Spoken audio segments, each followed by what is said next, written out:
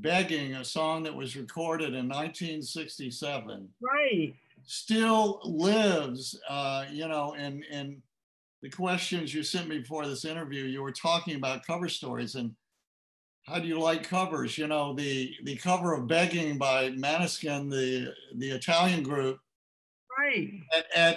At one point recently, a few months ago, it was the #1 song in the world on Spotify. It was more streamed than any other song. Can you imagine you write a song and let's see, let me do the math right quick. 33, 55 years later, it's still the most listened to song in the entire world. It's just an amazing thing. Did it win the Grammy this year? Because I know that Peggy Santiglia was nominated as a co-writer. Right. I don't believe it won. No. Okay. No, yeah, I think they got nominated, but still. It did Right. get nominated, definitely. Of course, most of my friends don't like it because, you know, they're purists. My Four Seasons fans friend, they're purists. They don't like how the song has changed. I love it. I love all the updated versions. How modern artists can find something from the past and build on it and change it and make it more modern. And I'm sure Gaudio loves it too. In 1987, that was a huge time for magazine journalism. I always think of you know, Esquire. I go back to the Nora Ephron days. And so I can't help but think when your article came out, like with this business story, was Rolling Stone, you know, we put this in our rundown, like was Rolling Stone like upset like that they didn't get this story? Was anybody thinking, oh, why didn't I think of that? Or why didn't I ever think to ask? Did you get any comments like that? Not exactly like that.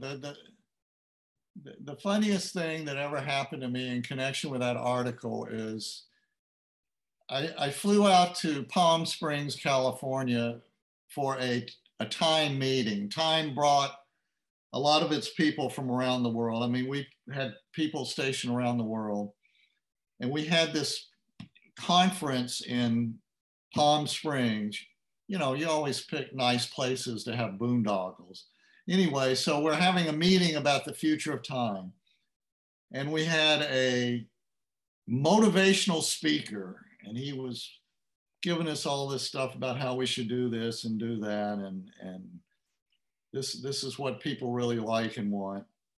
And so after the conference was over, I was at this little bitty airport that serves Palm Springs, small airport. And the motivational speaker was there in the same waiting room. And I went over and said, hello, I enjoyed your presentation very much. And we got to talking and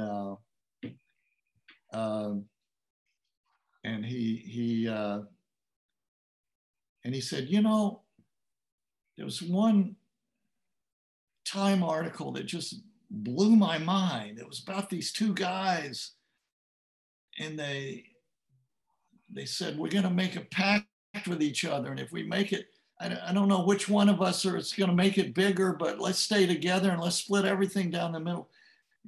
It was a great article, to motivate people to dream big. And I said, yeah, I wrote that article. So that was funny. I mean, the Four Seasons in the early 60s were the biggest group until the Beatles came in. I mean, the Beatles, when the Four Seasons went to England in 1963 and the Beatles were just starting out, they went to the Four Seasons concert. Paul McCartney was a huge admirer of the Four Seasons. And he bought the publishing rights to some of their earliest hits, and to this day is a fan of the Four Seasons. And a lot of other musicians revere the Four Seasons, but you know, music really changed in the 60s. It changed from doo-wop love songs to more socially conscious, even political songs with Bob Dylan and drugs and sexual revolution. And music just changed totally. And, you know, some people say the Four Seasons aren't influential. Well, that's total nonsense. You know, Barry Gibb of the Bee Gees, one of the most successful groups of all the time. Here was the quote. He said, "Frankie Valli to me has become one of the hallmark voices of our generation." This was his comment about Grease. "From the deepest emotions of his real voice to the power of his falsetto, he created a style that we all strive to emulate." And the quote goes on, and he says, you know, when I chose someone to sing Grease, it could only be Frankie Valli. Anyway, so in 2000, when was it? 2007, Frankie Valli put out this new album, Romancing the 60s. It was done by Motown Records. Motown hired me to write publicity material for it. They also recruited a guy who writes frequently for the Rolling Stone to write an article about Frankie Valli for the New York Times Sunday Arts and Leisure. He didn't use that quote in the Sunday New York Times article, but then later on, it was obvious to me that he had written this blurb about Frankie Valli in Rolling Stone because he used this quote that I had gotten from Barry Gibb, and it ended up in Rolling Stone magazine. And so I said to myself, yay. I've got one more London story about how Des McAnuff used me apparently in a pep talk to the British cast.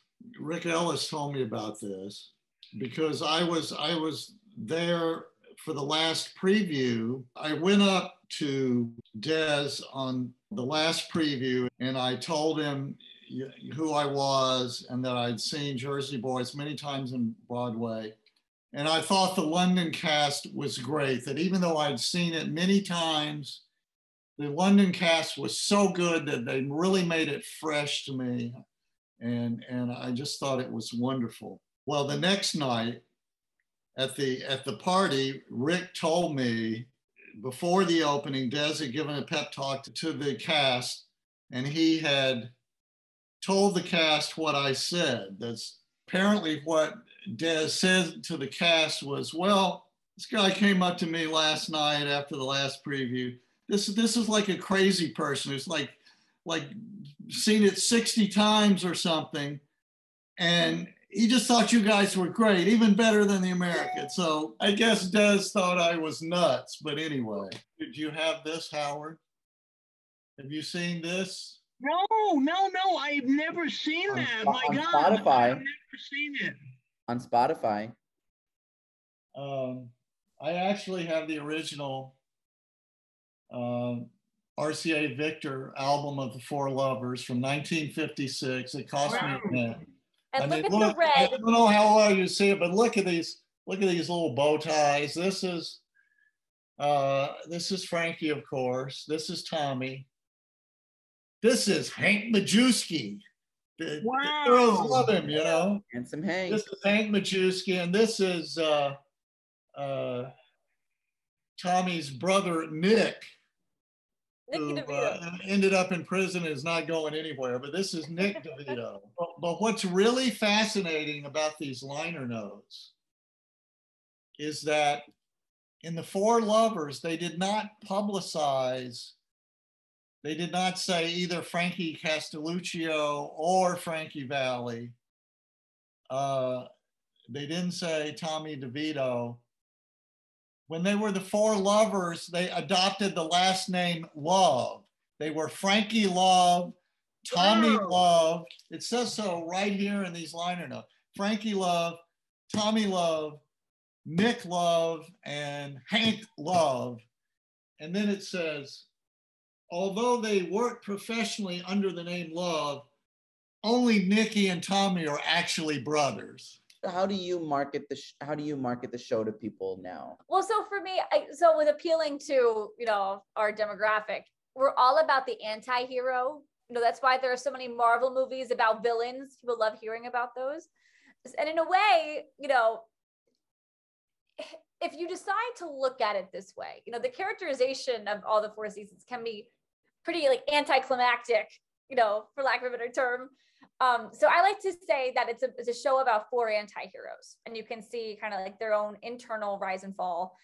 So people are when I explain it that way, people are more intrigued to watch it. Gia, you are a distinctive individual. Thank you. And a credit to your generation. And I wish you tremendous success in marketing Jersey Boys in the future. After, unfortunately, Howard and I have gone to our rewards, but it really makes me feel great that you people will help keep the music alive. Always. And keep it going. Absolutely. Absolutely. You know, you reminded me, David, when you talked about Mary Delgado's famously quote, "If you don't like it, you can go fuck yourselves." That reminds me the back and forth between me and Bob, and actually Bob's wife, Judy, about his quote that went into this book. Yes, please. When they put out this box set, Rhino asked me, they were planning to have 3 compact discs of songs. So that was going to be at least, 60, 75 songs. It ended up being 76 songs. And they just asked me to write the liner notes, and they asked me to write a comment on every song. And I said, that's going to be incredibly boring. I would run out of ideas and adjectives. So why don't I try to get, 76 different people right. to write comments on the songs, and people were fighting over the songs. So I ended up with would have to have some songs with more than one quote, and I ended up with 89 people. And I always joke that they're my 89 favorite people in the world, because they gave me quotes for this box set. And my wife is her, "You mean I'm not one of your 89 favorite people?" Pam Singer said, "What do you mean I'm not one of your 89 favorite people?" And then I said, "Well, you're one of my very special favorite people." Anyway, You would have been the 90s. So of course, some of the quotes are from all the seasons. There's a quote from Bob, from Frankie, from Tommy, from Joe Long. There's quotes from all the 4 original Jersey Boys. There are quotes from Ellis and Brickman. And there are quotes from celebrities like Nicole Kidman and Billy Joel and Cher and Bob Dylan, and it goes on and on. But of course, the last 2 quotes were going to be from Frankie and Bob.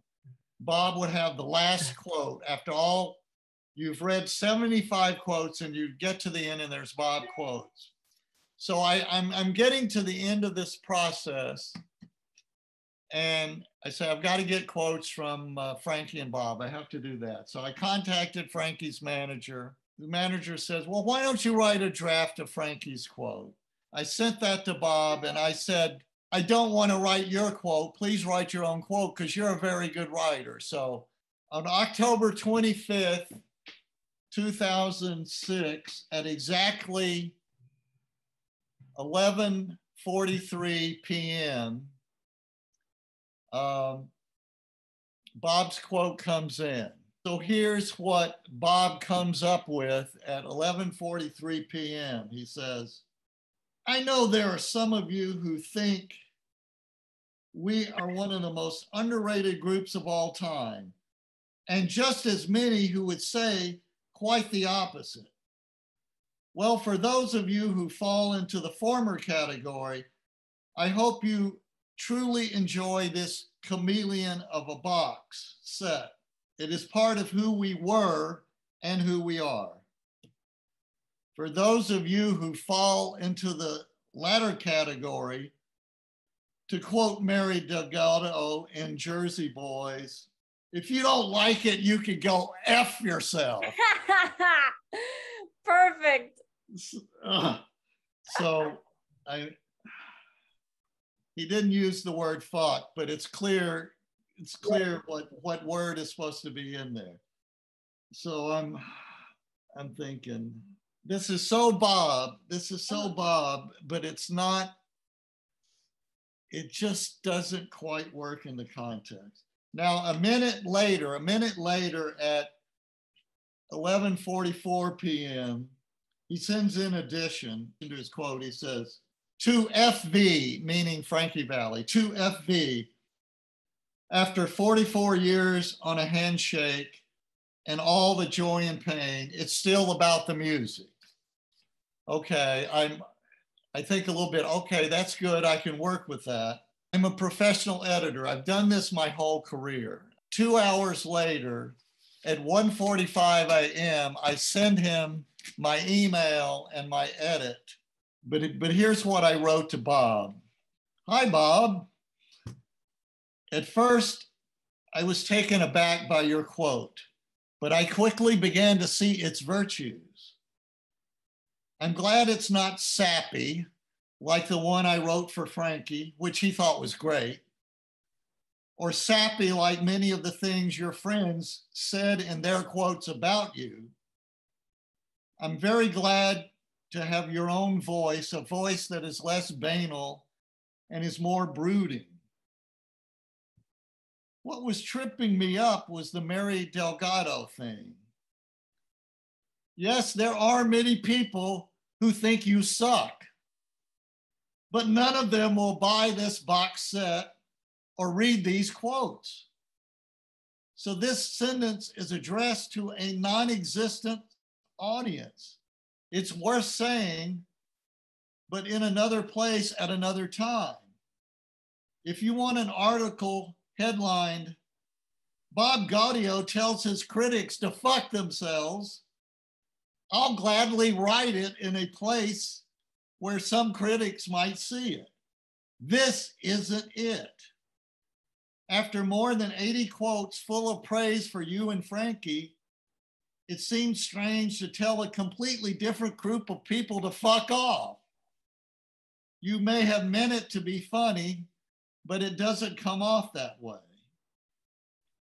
When properly distilled, without the distraction of Mary Delgado, your quote has a powerful message.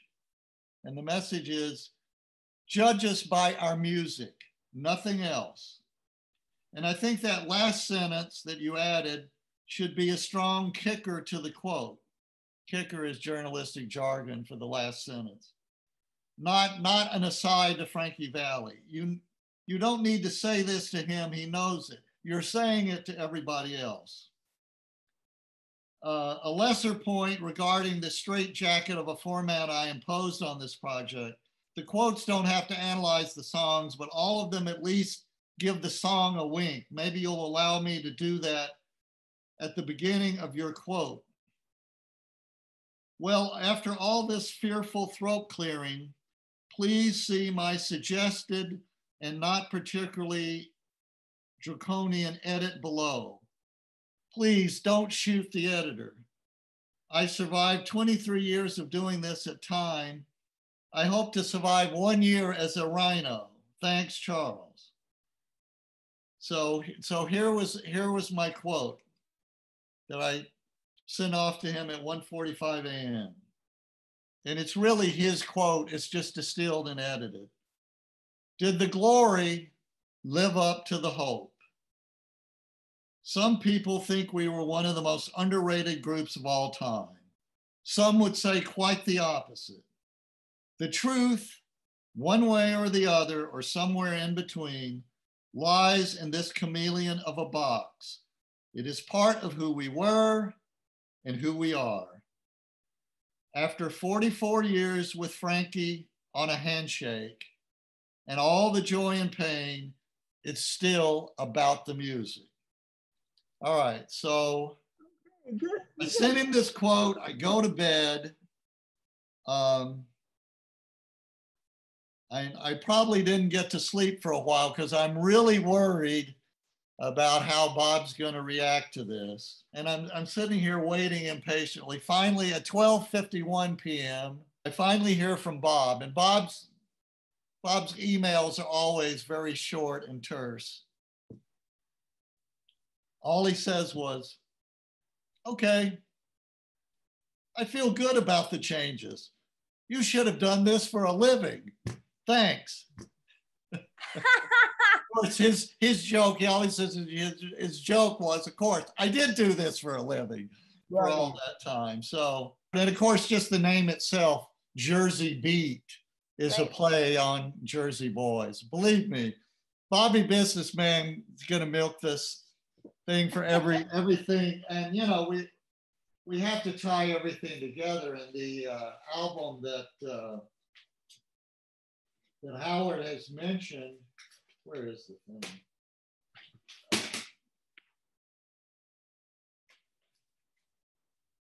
Did I not bring that album down? Oh, here it is. Yeah, Howard mentioned this. This is the only product that was totally my idea. Was to do, and it took me 7 years to get it done because it was like the movie, it was on the shelf for a while. And I had the idea to do an album of Gaudio's music is recorded both by the Four Seasons and a lot of other people, including Frank Sinatra, Diana Ross, Nina Simone, The Temptations, and many, many others. And the title they came up with for this album was, you know, audio with a G, Sounds of a Jersey Boy, the music of Bob Gaudio. So they're, you know, Gaudio is going to milk that phrase Jersey Boy and Jersey Boys for all it's worth. I have to ask. So you were saying how Bob was, pun intended, instrumental, you know, in getting the show on Broadway, or just told in general. So I feel like there are definitely pieces of his efforts that we don't know yet. And also, this is something that David and I talk about all the time, that of course the Four Seasons are legendary. They're in the American Songbook, and if they're not, according to some people, they will be soon. But they never won a Grammy until the cast recording. So how do you guys feel about that? And how do you think Bob feels about that? I don't know if that's a fair question to ask, but I'm just all curious. Right, I'll tell you Bob's reaction to the Grammy, because it's just the way he is. I can't really truly tell you how he feels about everything or the Grammys. I'm sure he feels like he deserved a Grammy. But when he actually won the Grammy, I was talking to him on the phone. And so I congratulated him and said, "Congratulations, Bob, you won a Grammy." And he said, yeah, that's pretty good. But, you know, bummer, they told me that I can't sell it. I'm forbidden to sell the Grammy. That was his joke about getting a Grammy, that he was not allowed to sell it. So he said, it doesn't mean that much to me. Actually, I was at a board meeting of a nonprofit in my neighborhood that I was on a board. And I live in a intellectual neighborhood of New York, Park Slope, Brooklyn, where there are a lot of journalists and writers and snobs of all variety. And, you know, I happened to tell this woman what I was working on. I was working with Jersey Boys and stuff. And she said, you know, the Four Seasons, I mean, they weren't influential. I mean, they were popular and they had hits, but they weren't influential, which was, I mean, this person actually believed that, which is just false. I gathered quote after quote proving that they influenced other people in in so many ways, and so many of their songs have become immortal. But you know, there's a certain class of people that are locked into certain kind of hip music that they don't see it. I mean, I thought that they choose to be unimpressed, and I don't know why. Maybe it's because because they're from New Jersey. You know, it's a different class of people, like you were saying. They just can't relate. You know, because even for me, like I'm Italian, so like the Four Seasons are already in my blood. You know, from when I was born, and it took me, you know, until like I'm in my mid-20s, you know, for people, like for me to realize that not everybody's into that kind of culture, or it's not just automatically ingrained. So I could imagine, you know, with the people in Park Slope, they just like, they don't care. You brought up the Beach Boys. Yes. And see, I think that's the greatest injustice of all, is Four Seasons versus Beach Boys. Now, mind you, I grew up with the Beach Boys also, and I loved their records. I think they were great. Brian Wilson is wonderful. And I love their songs. And they really were, as I told you, they finally got together and sang together on this song, East Meets West. And they were the two greatest groups before the Beatles. They were in competition. The Beach Boys even, I don't know if you've heard this song, but the Beach Boys even had a song called Surfer's Rule. Oh, and the end of the song, they sing Surfers, Four Seasons, better believe it. So they're actually addressing the Four Seasons, and they're saying Surfers Rule and Four Seasons, you better believe it. So what really has always irked me is how among music critics, not musicians themselves, not other artists, but music critics, that the Beach Boys get so much attention and the Four Seasons don't. Now, Rolling Stone loves the Beach Boys. Right. And the Beach Boys songs make all their lists.